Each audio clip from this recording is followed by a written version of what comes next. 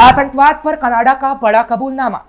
पाकिस्तानियों के साथ खालिस्तानियों की अब नहीं चलेगी जुगलबंदी। अब पाकिस्तान के खालिस्तानियों के साथ जुगलबंदी नहीं चलेगी, क्योंकि कनाडा का ऐसा कबूलनामा सामने आया है जो पाकिस्तान के ही नहीं खालिस्तानियों के भी होश उड़ा रहा है। कनाडा की खुफिया agency Canadian security intelligence service यानी CSIS ने कबूल किया है कि कनाडा में बैठे खालिस्तानी आतंकवादी भारत के खिलाफ हिंसा, प्रचार और फंड इकट्ठा करने के लिए कनाडा की धरती का इस्तेमाल कर रहे हैं और पाकिस्तान उनकी मदद कर रहा है। यानी पाकिस्तान का भी वो कच्चा चिट्ठा खुल गया है जिसे वो हमेशा से छुपाता रहा है। लेकिन आज जिस कच्चे चिट्ठे को पाकिस्तान छिपाता रहा उसे हम खोलेंगे और पाकिस्तान के काले कारनामे का पर्दाफाश करेंगे। नमस्कार, कैपिटल टीवी देख रहे हैं आप। कैपिटल टीवी के खास शो कच्चा चिट्ठा में आपका बहुत बहुत स्वागत है। प्रधानमंत्री नरेंद्र मोदी और कनाडा के पीएम मार्क कार्नी की G7 शिखर सम्मेलन के दौरान मुलाकात हुई और आपस में द्विपक्षीय रिश्तों को पटरी पर लाने के लिए बहुत ही सकारात्मक माहौल में बात हुई। भारत लंबे समय से कनाडा पर खालिस्तानी आतंकवादियों को लेकर नरम रवैये अपनाने का आरोप लगाता रहा है। अब कनाडा सरकार की इस आधिकारिक रिपोर्ट ने भारत की शिकायत को सही ठहराया है। कैनेडियन सिक्योरिटी इंटेलिजेंस सर्विस यानी CSIS ने यह भी मान लिया है कि पाकिस्तान कनाडा की धरती से भारत के खिलाफ जारी गतिविधियों को बढ़ावा देने में लगा हुआ है, जिससे कहीं ना कहीं मुनीर और शहबाज की पोल खुल गई है और शहबाज को अब दौड़ा दौड़ा कर पीटा जाएगा। यही हाल मुनीर का भी होगा। दरअसल पीएम मोदी की कनाडा यात्रा के दौरान खालिस्तानी समूहों ने उनको लेकर धमकियां देने तक की हिमाकत की थी। बिना कनाडा में उनसे सहानुभूति रखने वालों के शेयर और पाकिस्तान की बैंकिंग के इतनी बड़ी हिम्मत कभी भी खालिस्तानी आतंकी नहीं जुटा पाते। अब सवाल यही है कि जब कनाडा ने मान लिया है कि पाकिस्तान खालिस्तानियों की जुगलबंदी से, उसकी धरती से भारत के खिलाफ हिंसक साजिशों को अंजाम दिया जा रहा है, तो उससे भारत अब क्या उम्मीद कर सकता है? क्योंकि भारत यही चाहता है कि कनाडा आतंकवादियों को भारत के हवाले करे, खालिस्तानी नेटवर्क को पूरी तरीके से खत्म करे और अलगाववाद को आतंकवाद माने। कनाडा से आगे क्या कार्रवाई चाहेगा भारत? कनाडा की खुफिया एजेंसी CSIS की रिपोर्ट में कहा गया है कि खालिस्तानी कनाडा से भारत के खिलाफ गतिविधियां चला रहे हैं। रिपोर्ट में 1985 के एयर इंडिया बम धमाके का जिक्र भी किया गया है। इस रिपोर्ट से भारत के उस दावे को बल मिला है जिसमें यह कहा जाता रहा है कि कनाडा आतंकवादियों को पनाह दे रहा है और उसकी मदद पाकिस्तान भी कर रहा है। कैनेडियन सिक्योरिटी इंटेलिजेंस सर्विस यानी CSIS ने खुलासा किया कि पाकिस्तान कनाडा में भारत के प्रभाव को कम करने की कोशिश कर रहा है। ये भारत के लिए एक कूटनीतिक जीत मानी जा सकती है। इससे ये साफ होता है कि भारत के विरोधी देश दूसरे देशों की जमीन पर किस तरीके से गतिविधियों को अंजाम दे रहे हैं। इससे पहले कनाडा के प्रधानमंत्री कार्नी ने मोदी के साथ मुलाकात को आधारभूत बताया था। इसका मतलब है कि दोनों देश पिछली बातों को भुलाकर अब आगे बढ़ना चाहते हैं। हालांकि भारत पिछली बातों को भूलने वाला नहीं। भारत ने कनाडा से साफ कहा है कि वो आतंकवादियों को सौंपे और खालिस्तानी नेटवर्क को खत्म करे। भारत ने 26 आतंकवादियों को सौंपने के लिए कहा है, जिसमें से सिर्फ 5 पर ही कार्रवाई हुई है। उम्मीद है कि इस मामले में कनाडा अब कार्रवाई करके दिखाएगा।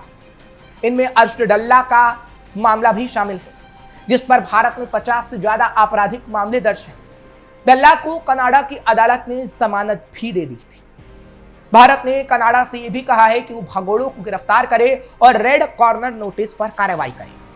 लेकिन कई मामलों में अभी तक कोई कार्रवाई नहीं हुई, जिससे भारत खासा नाराज है। कनाडा से खालिस्तानियों की अंत की शुरुआत। हालांकि कार्नी के लिए मुश्किल है कि वो कनाडा में खालिस्तान समर्थक सिखों को नाराज किए बगैर आतंकवाद के खिलाफ कार्रवाई करे।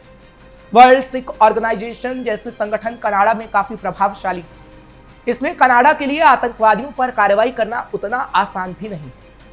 जस्टिन ट्रूडो की सरकार में तो इसलिए ऐसे भारत विरोधी संगठन पूरी तरह से हावी हो चुके थे।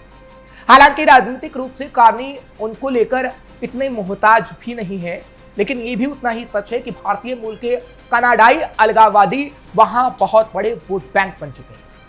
फिर भी उम्मीद की किरण बची हुई है। दोनों देश आतंकवाद और संगठित अपराध से निपटने के लिए एक संयुक्त कार्य समूह बनाने पर बात कर रहे हैं। भारत का संदेश साफ है, अब और दोहरा रवैया नहीं चलेगा। कनाडा उदारवाद और बोलने की आजादी की बात करता है, लेकिन भारत के खिलाफ हिंसा करने वालों पर आंखें भी मूंदे नहीं रह सकता। कार्नी ने मोदी के साथ मुलाकात खत्म होते ही कहा, अभी बहुत काम करना बाकी है। भारत के लिए ये एक बड़ी जीत है कि दोनों नेताओं की सीधी मुलाकात के बाद ही कनाडा की खुफिया एजेंसी भी अब भारत के दावे को स्वीकारने लगी है। एक तरह से ये कहा जा सकता है कि यह खालिस्तान समस्या का अंत तो नहीं है, लेकिन कनाडा की धरती पर अब इसकी शुरुआत जरूर हो चुकी है। आईएसआई खालिस्तान के नाम पर सिखों को भड़का रही। हालांकि रिपोर्ट में इस बात को भी कहा गया है कि खालिस्तानी आतंकवादियों को पाकिस्तान हमेशा से भड़काता रहा है और उनकी मदद करता रहा है। लेकिन ऐसा क्यों है और पाकिस्तान को इससे क्या हासिल हो रहा है, इस सवाल का जवाब भी आपको जानना जरूरी है, क्योंकि पाकिस्तान में सिखों के कई गुरुद्वारे मौजूद हैं। पाकिस्तान में कोई भी सरकार या सैन्य शासन हो, वो सिखों को अपने देश में आने से कभी नहीं रोकता। इसका प्रमुख कारण सिखों के प्रति भाईचारा या सम्मान नहीं, बल्कि खालिस्तान की मांग को पुख्ता करना है। दुनिया भर से सिख धर्म मानने वाले प्रमुख रूप से करतारपुर साहिब और ननकाना साहिब के दर्शन करने आते हैं। इन दोनों स्थानों पर जाने के लिए लाहौर एयरपोर्ट पर उतरना होता है। करतारपुर साहिब भारत पाकिस्तान बॉर्डर के नजदीक नारोवाल जिला में स्थित है। यह स्थान भारतीय सीमा से महज 3 किलोमीटर दूरी पर है और लाहौर से तकरीबन 120 किलोमीटर दूर, जबकि ननकाना साहिब पाकिस्तान के पंजाब प्रांत में स्थित एक शहर है। यह लाहौर से 80 किलोमीटर दक्षिण पश्चिम में स्थित है। गुरु नानक जी का जन्म स्थान होने के कारण यह स्थान सिख मत के सबसे पवित्र स्थलों में से एक है। पाकिस्तान में छिपे हैं कई खालिस्तानी नेता। दुनिया भर से हजारों सिख गुरु पर्व से कुछ दिन पहले ननकाना साहिब पहुंचते हैं और 10 दिन यहां रहकर कई समारोह में हिस्सा लेते हैं। पाकिस्तान सिख गुरुद्वारा प्रबंधक कमेटी के पास इसके आयोजन का जिम्मा होता है। भारत में खालिस्तान की मांग करने वाले लोगों पर जब बंदिशें लगी तो वो अन्य देशों में भाग गए। भारत से अन्य देशों में भागने वाले प्रमुख खालिस्तानी नेताओं में शामिल है खालिस्तानी गुट दल खालसा के संस्थापक गजिंदर सिंह। गजिंदर ने 29 दिसंबर 1985 को 111 यात्रियों और चालक दल के 6 सदस्यों को ले जा रहे इंडियन एयरलाइंस के एक विमान का अपहरण करने और उसे लाहौर में उतरने के लिए मजबूर किया था। उन्होंने जनरल सिंह भिंडरावाले और खालिस्तान आंदोलन के कई अन्य सदस्यों की रिहाई की मांग की थी। गजिंदर सिंह फिलहाल पाकिस्तान में छिपा हुआ है। भारत में वो वांटेड की लिस्ट में काफी ऊपर है, यानी पाकिस्तान ऐसे लोगों को छिपाने का काम करता है। पाकिस्तान में लगते हैं खालिस्तान के समर्थन में पोस्टर। भारत सरकार ने पाकिस्तान से उन्हें वापस करने की मांग कई बार की है, लेकिन पाकिस्तानी सरकार इस बात से इनकार करती है कि गजिंदर सिंह और उसके साथी पाकिस्तान में। यह भी माना जाता है कि उनके कुछ साथी जर्मनी और यूरोप के अन्य देशों में चले गए हैं। गजिंदर सिंह जैसे कई खालिस्तानी समर्थक नेता लाहौर में रहते हैं। वहां कई ऐसे सेंटर बनाए गए हैं जहां पंजाब में मारे गए कई सिख अलगाववादियों की फोटो लगी हुई होती है।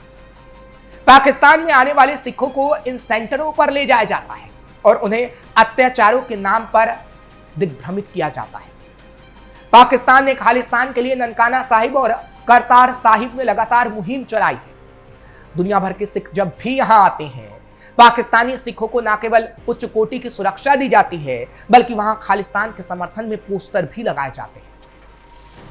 आईएसआई खालिस्तान के नाम पर सिख युवाओं को भड़काकर स्लीपर सेल बनाने को आमादा है। इंटरनेट पर सिख आतंकवादियों की शहादत जैसा महिमा मंडल और एनजीओ की ओर से पैसा भेजकर आईएसआई खालिस्तान के दानव को पुनः जीवित करना चाहती है। पाकिस्तान में सिख आतंकवादियों को जिहादी भाई कहा जाता है और उन्हें तमाम सुख सुविधाएं के साथ पाक सेना के अधिकारियों, आईएसआई और कुख्यात आतंकी संगठन के आकाओं से मिलने की खुली छूट भी दी जाती है। पाकिस्तान की inter services intelligence agency Sikh आतंकवादी संगठनों में फिर से जान डालने के लिए कनाडा, अमेरिका समेत दुनिया भर में बसे सिखों को भड़काने का कोई भी मौका नहीं छोड़ती। और कनाडा में तो खास तौर पर पाकिस्तान खालिस्तानी आतंकवादियों की मदद करता है। खालिस्तानियों को भड़का रहा आईएसआई खालिस्तानी आतंकवादियों और कश्मीर के आतंकवादियों को एकजुट करने की योजना पर लगातार काम कर रही है। उत्तरी अमेरिकी देश कनाडा पृथकतावादी सिख होमलैंड खालिस्तान के समर्थकों के लिए महफूज ठिकाना रहा है। यह देश विदेशी अल्पसंख्यकों की पहली पसंद है और इसे सिखों का दूसरा घर भी कहा जाता है। भारत के बाद सबसे बड़ी सिख आबादी कनाडा में ही बसती है। खालिस्तानी आतंकवादी गुट बब्बर खालसा इंटरनेशनल यानी बीकेआई सिख अलगाव को बढ़ावा देने के लिए पूरी दुनिया में लगा हुआ है। इस आतंकी गुट का कनाडा पर गहरा प्रभाव है और वो इस देश में राजनीतिक तौर पर भी ताकतवर माने जाते हैं।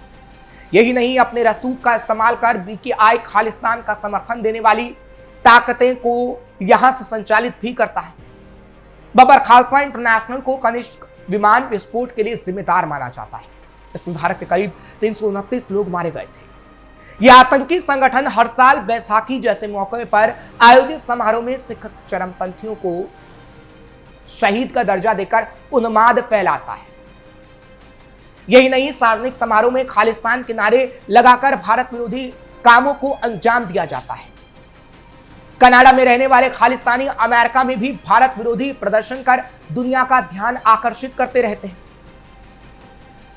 फिलहाल ये तस्वीर कई सालों से कनाडा से सामने आ रही है, लेकिन कनाडा इसे कभी नहीं मानता। लेकिन अब कनाडा ने इसे जब माना है, तो क्या आगे आने वाले समय में खालिस्तानी आतंकियों पर लगाम लगेगी, ये बड़ा सवाल है। क्योंकि कनाडा की धरती से भारत के खिलाफ खालिस्तानी काम कर रहे हैं और पाकिस्तान उनकी मदद कर रहा है। उसका सच तो सामने आ ही गया है, लेकिन अब जरूरत है तो पाकिस्तान और खालिस्तानी आतंकवादियों को तगड़ा सबक सिखाने की, जिसे जल्द ही भारत तगड़ा सबक सिखाएगा।